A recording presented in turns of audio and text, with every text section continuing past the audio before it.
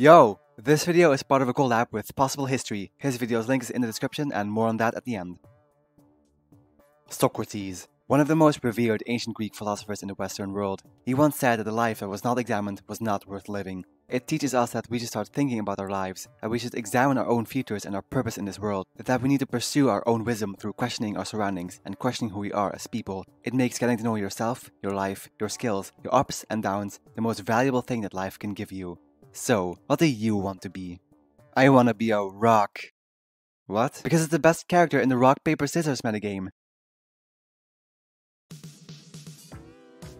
So anyways, when Socrates lived, Greece was divided into a bunch of poleis, political entities with the size of a city but with the powers of a state. Many of them would go to war with each other, but thanks to their similar language and culture, they would mostly stick together as well. And maybe even host some pan-Hellenic games as well. You know, it's like how Bowser is in Mario Kart. Like, yeah, we hate each other's guts, but sure, we might as well throw this discus at not each other. Come on, it'll be fun! Right, Eritrea? Right, Thessaly? Right, Macedonia? Okay, so yeah, everything in the ancient Greek world was just fine.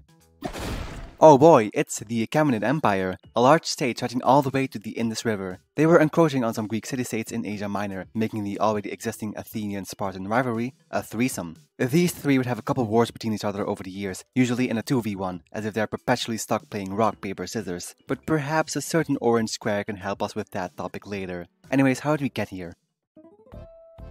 In the year 1200 BC, there were a bunch of Greeks in Greece, but let's call them Ionians to be specific. And then 100 years later, the Ionians were dead, because the Bronze Age collapsed. So while the Ionians were busy being dead, the Northern Dorian Greeks were busy being alive and started settling in Greece, such as in these little towns in the south. Now we need to let them cook in the oven for about 300 years.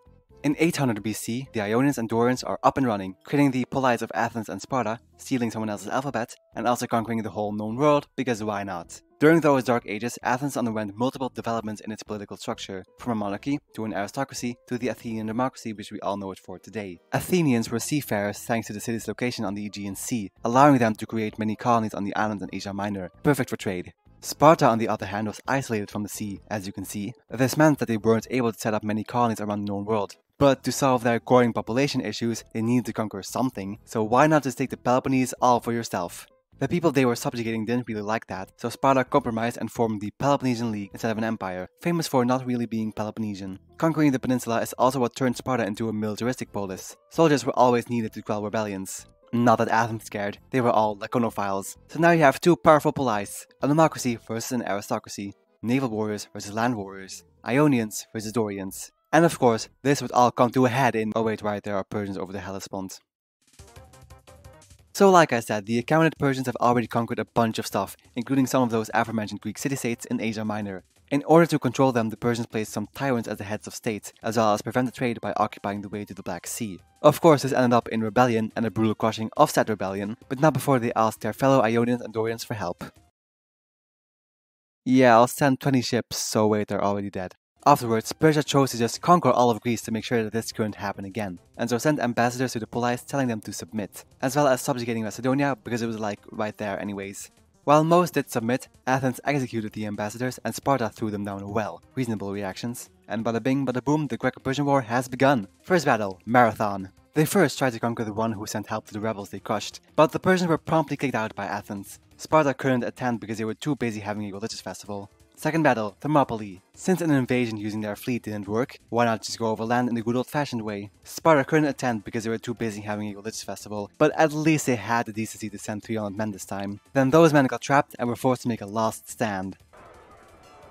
You know, we should make a movie about this. So yeah, the Greeks lost and Athens fell. Third battle, Salamis. The Athenians retreated to an island where their fleet protected Sparta and the Peloponnese against the Persians. Persia then failed to break the blockade during the battle and was forced to flee. At this point, Athens was getting fed up with their city being on fire while Sparta was just chilling, and asked them to start doing something. But they couldn't because they were too busy having a religious festival. Oh my god, how many religious festivals do you have? But Sparta eventually did them a solid and defeated Persia during the fourth battle at Plataea, at last driving the Achaemenids out of Greece. Athens would later form their own league in the Aegean to expel the Persians from Asia Minor and Macedonia. And that brings us back 400 words in the script, with Athens, Sparta and Persia playing rock, paper, scissors. But you know how there are some people who like pulling gun during rock, paper, scissors games? Yeah, let's just say that Thebes is coming in to shake things up. But oh no, unfortunately I have suddenly been hit by a hammer, so I don't have the brain capacity to talk about that. If only there was just some orange square who could help me out here.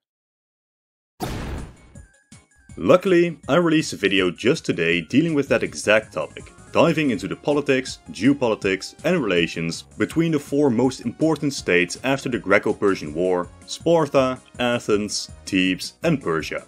Check it out from the link in the description below. Wow, possible history, that's great. Or, I mean, can I call you Pause? No.